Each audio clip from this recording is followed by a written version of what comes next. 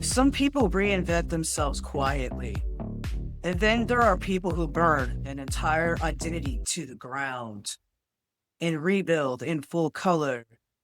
And tonight's guest survived a world built around suppression, fear, control, and silence, only to become an internationally recognized artist whose work now stands for freedom, expression, sexuality, rebellion, and visibility. And this conversation isn't just about art, it's about survival, identity, healing, and the terrifying moment when someone finally stops apologizing for who they are.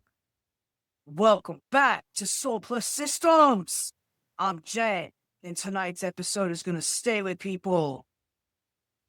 Tonight's guest is Anita Nevar, celebrity artist, advocate, creative disruptor, and someone whose story honestly feels cinematic. From surviving a restrictive Doomsday cult environment into building a globally visible artistic identity rooted in liberation and unapologetic self-expression. Anita transforms survival into art. Anita, welcome into Soul Plus Systems. Hey, Jen, what an intro. I feel so welcome. Thank you. I'm honored to have you here. Pleasure to be here and chatting to you. And before the world knew you as Anita Nevar, who were you really? I was a scared little girl navigating a world of fear, shame, and guilt. And I was always an artist as a youngster. This is the funny thing. I was very creative and always drawing, and I would disassociate from my cult world and lose myself in my art. But the way that I grew up was so oppressed, and it was built into us through the cult that the world was going to, it was a doomsday cult. So the world was going to explode. Armageddon was coming. Everybody was going to die.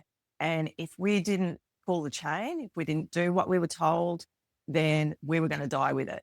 So me as an artist growing up as a kid, I couldn't express that. I couldn't really tap into that fully. And I couldn't discover who I was because we were always navigating the fear of the world ending and the fear of dealing with the people that were in it. So yeah, I grew up very scared little kid and teenager. And it was a big transition for me to leave that world and become who I am today as the artist. Yeah, I think a lot of people listening, they understand what it feels like to grow up inside systems that tell you who you were allowed to be and who you're not. Mm, yeah. You survived that doomsday, the cult environment. What do you think that experience took from you emotionally? Oh, look, what it took from me initially, and look, it did become my superpower. And this is the amazing thing when you've been through such trauma, is that trauma shapes you into something that you, at the time you're going through it, don't realize. What it took from me initially was my voice. I was too scared to express anything because I was always in trouble. Even though I was rebellious and I wanted to rebel and buck the system, every time I did it, the what I paid for that was huge. So it took my voice, it took my identity, it took me growing up as a normal child and teenager and experiencing the world and feeling things, seeing the love that was out there, the creativity that was out there, the beauty. And it made me see it through the eyes of fear. But what it gave me on the other side when I got out of it was a million times more powerful. So I'm actually really grateful for the experience because it gave me more than it took. And I wouldn't be the person I am today, helping others today, being that leader and helping people see the light in themselves if it wasn't for that. So it took, but the universe gave back. Yeah, I can completely relate to that. I have a similar background to you. I've publicly said now that I was in foster care. I think one of the things that I really resonate with your story was I too was in a family that was involved with a cult that believed the end was coming to. And that's ultimately how I ended up in foster care because I was removed from my home life. I think the hardest thing for me is, like you said, you mentioned the lighthouse. And for me, it's like those moments help to shape and create me. And I feel the calling to get up every day and to take action to serve other people. What was the hardest belief that you had to unlearn after leaving that world? That everybody was evil, because we were taught that everybody in the outside were demonic, they were evil, don't talk to them. The only reason that you would talk to them or have anything to do with them was to get them into the cult, recruit them into the cult. So I had to change that full belief that that people weren't evil or demonic, and that the world was full of love and full of beauty. That was a really hard one for me, because there came shame with and guilt with talking to people because I'd been told not to, and the fear of what's going to happen. I'm going to die. It took a good 10 years actually for me, doing a lot of work on myself and investing in myself and integrating that to come to a space of love and knowing that the world is a safe place. Yeah. That again, that touches me because it's like what I was taught to believe when I was younger was that people were usurpers of your power and we're gonna psychologically suck energy off of you, which there are psychological vampires out there. I still believe that to this day. But with those memories and those beliefs, I think the hardest thing for me was returning back to society and then having all of those labels that are instantly attached to you as a gay teenager. I had to unlearn a whole lot of things. What's powerful about your story is that you didn't just leave physically. You became visible right afterward, and that's completely different. That's a different kind of courage. Yeah, it is, because to step into the spotlight and you're still navigating your demons or your journey still evolving is huge. And when you throw another layer on it, like you were saying, you're growing up as a gay teenager. So my artwork is all about sexuality and sexual empowerment and liberating people to embrace who they are and be proud of it, regardless of how society oppresses them. And so coming out and doing that on top of actually being visible is another layer again, right? Because you're just getting so much judgment, and then the old shame comes back of the things that you've been taught that's stuck in your body and you have to release it. And you're doing all of that in the spotlight. You're not doing that in quiet where nobody can see you. So your scars are visible. So for me, my art became this thing initially where it was therapy. I started painting to actually liberate myself and heal myself. And then as I went along, it became a bigger beast because I was in the spotlight, which is actually a beautiful thing now, because I see that leaders are people that have come from spaces like trauma and find their voice and use that power to really help others.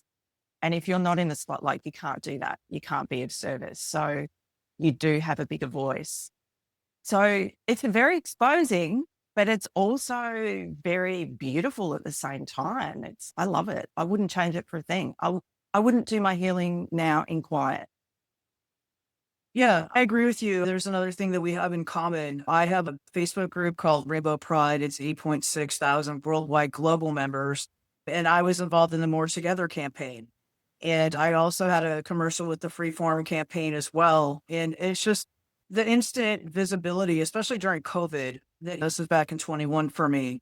It was like instant fame, if you will. And it was like an experience for me to be able to dig deeper within myself and to actually feel the calling. Because when you have a platform like social media or you're visible and you've used your scars to grow, like your art, for me, creativity has always been the biggest thing for me to just be able to release that energy. I love to write. I'm not a painter, but I'm a poet and I do love words. And I really your story inspires me so much. Did becoming fully visible ever scare you? Oh, hell yeah. It still scares me. Every time I go a new layer, a new level, or jump a timeline, there's that we human beings, we have the doubt and the fear and so regardless of the cult upbringing, it's still, I think, inbuilt in us to want to play small. So to act and fit into society. So to actually step out and be that visible and keep rebuilding and getting bigger and bigger. Yeah, I have to deal with the inner demons in my head all the time. But what really saves me is that, and I say this to my family and friends, invest in yourself, because the best thing you'll ever do is get mentors, listen to podcasts, read books, immerse yourself with the people that are doing the things that you want to do and lighting up the world. Because if you can work on your nervous system and you can regulate, when you start to slide, you can pull yourself back up pretty quick. Yeah, I deal with that pretty much daily at this point. I'm Yeah. approaching 1 million views on YouTube, and I definitely feel the pressure of rebuilding in public. The nervous system reset for me is a daily thing. Bold, it's expressive, and it's unapologetic. Why do you think the society becomes uncomfortable around people who are fully free and fully themselves? Oh, because the society wants to keep you small. And especially when it comes to sexual energy, and I've talked about this recently on some of my socials, is that your sexual energy is a powerhouse.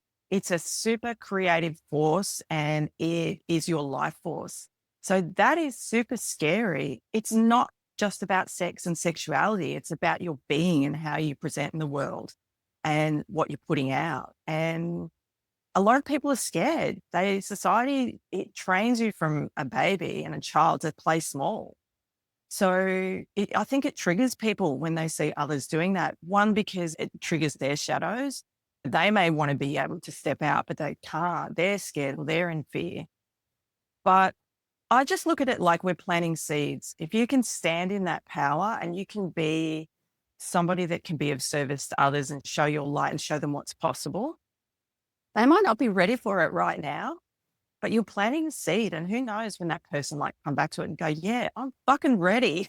I'm fucking ready to leave my old self behind and not ask for permission and be proud of who I am and just go for it. And it's So okay to take up space. yeah, totally okay to take up space. And the joy on this side, when you're not scared anymore and you're not second guessing all the time, and the joy and the love and the beauty in this space, it's palpable. I find that 99% of the time I'm on fire. It'll be those small times I doubt myself because we're not perfect. But when I'm on fire, I feel it in every fiber of my being. It's like I've been hooked up to an electrical grid and ideas are coming, the people are showing up. I've inspired somebody and I get love back from that. So we're creating win-wins because our life force or our energy centers they're ready. And I think the world needs that collective consciousness needs people that are bringing that light and that electricity and that spark, because the other side of it is to go down the path of the fear. And God, there's a lot of stuff going on in the world right now that can take you down that dark side. So why not be the light for people? Absolutely. People will love authenticity until somebody Mm. becomes too authentic to control. Yeah, that's right. It's control. You just hit the nail on the head. And the Yeah. difficult thing, they control. So they don't want you to know how fucking powerful you are, really. And we're powerful beings. And I listen to Abraham Hicks all the time, and I love her saying, we can be, do, and have anything. And when you realize that, the control systems, that they don't want you to realize that. But when you do, you can't look back. You can't go back. What does this personally cost you to become this version of yourself publicly? What does it cost me? It's cost me friendships. It's cost me family. Yeah, look, it's cost me, I've had to I've had to rechange my whole identity and my whole belief system and my whole faith system in what I want for myself. So yeah, you lose people because you stop being a people pleaser and you stop playing small. You get the haters come in. So we all just Yeah, want I to be know about loved. that. I feel like we all just want to be loved. And when you're putting out so much love and you're wanting to help people and the haters and the trolls come in, oh, fuck, does that hurt? So it Yeah, that's when you regulate your oh, nervous system. You say, oh, fuck off yeah, yes. So you have to keep doing the inner work and the investment all and the day, every day. self-development every day. It never stops, because otherwise the outside world controls you instead of your inner being creating the life that you want. So when those Absolutely. haters step up, you fall apart and you stop if you're not doing the work. So Yeah. it does cost you. But then again, same as everything that I was talking about before, what you do get out of it on the other side outweighs the cost. Oh, absolutely. To hear the calling and to be able to serve other people and to have that inner fire glowing so much, to be able to actually control your own energy. And like you said, tap into that grid, but at the same time, not burn everything down around you. That's right. That takes the self-discipline and the control in the Yeah. systems to be able to do those things. Do you think that people fear healed people more than the broken people? Yeah, because I really do. Trauma bonding is so easy. It's easy to, when you're feeling like crap, hating the world and being a victim, to actually bond with other people and have a good whinge and then just keep that rolling. To actually be on the other side, don't take no shit.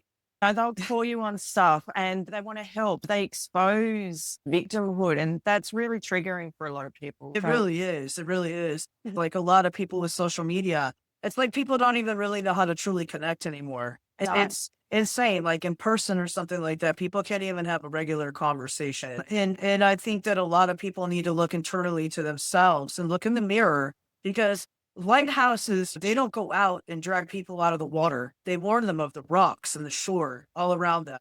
And it's up to that person to understand what those things mean and to look themselves in the mirror and to be able to say, "You are worth it, yeah. and you're everything." You have to have self-love.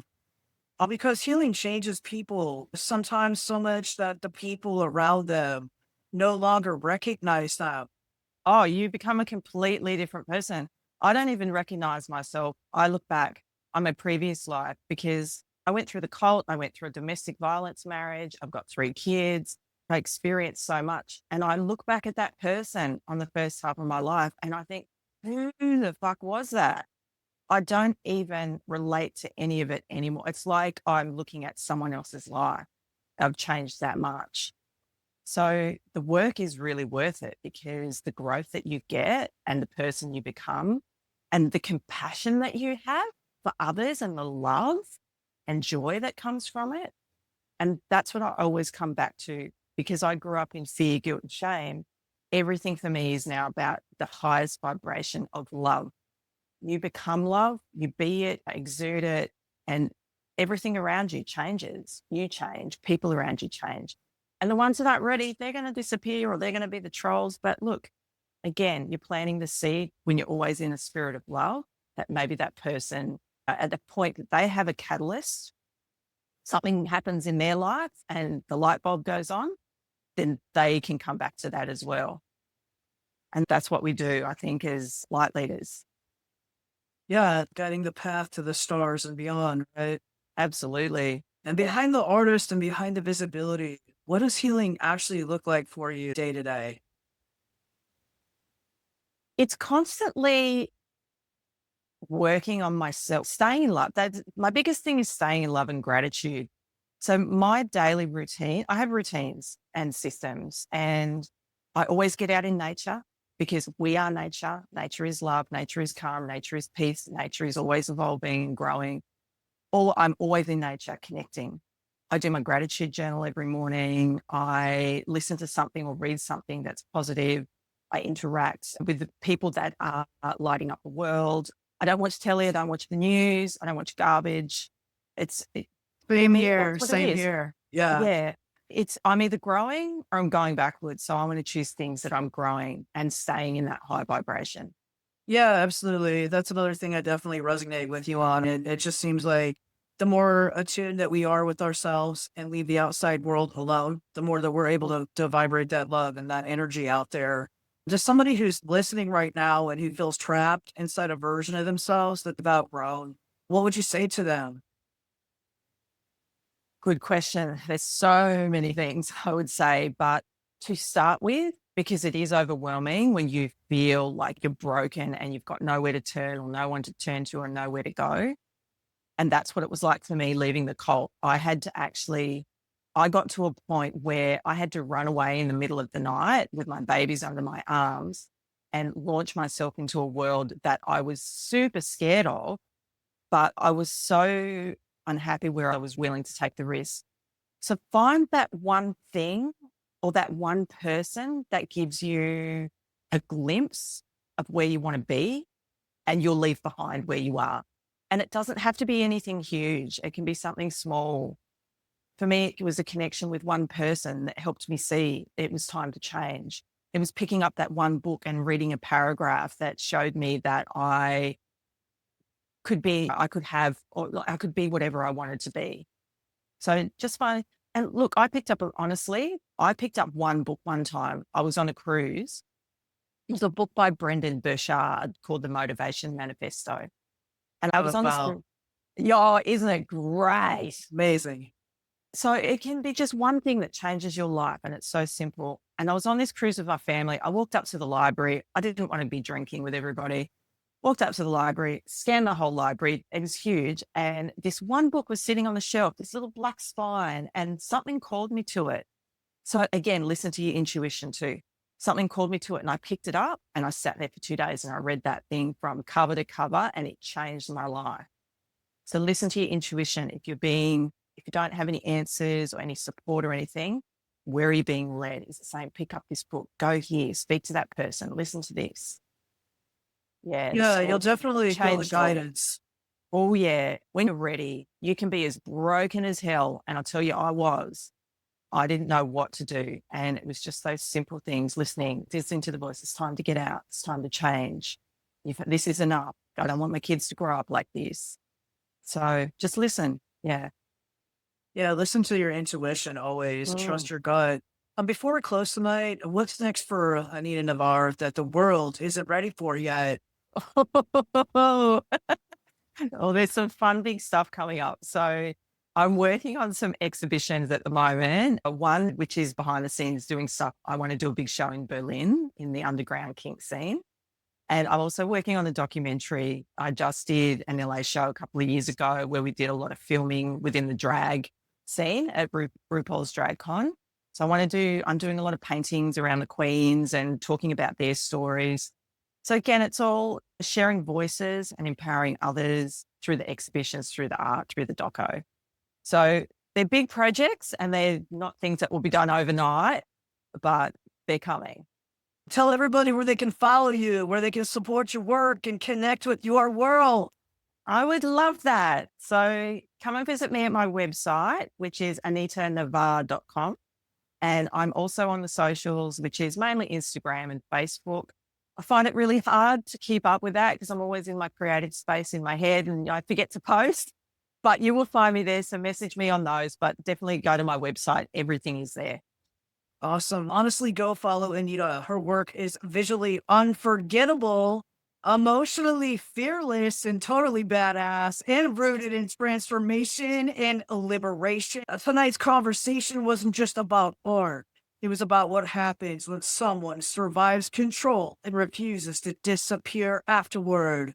Anita's story is a reminder that self-expression can become survival, that visibility can become healing, and that becoming yourself fully, publicly, unapologetically is sometimes the most rebellious thing a person can do. Anita, thank you for being here tonight. And to everybody listening, stop shrinking yourself to just to fit inside of systems that were never designed for your freedom. Build a life, speak the truth, become visible anyway. This is Soul Plus Systems and Operators. We'll see you in the next episode.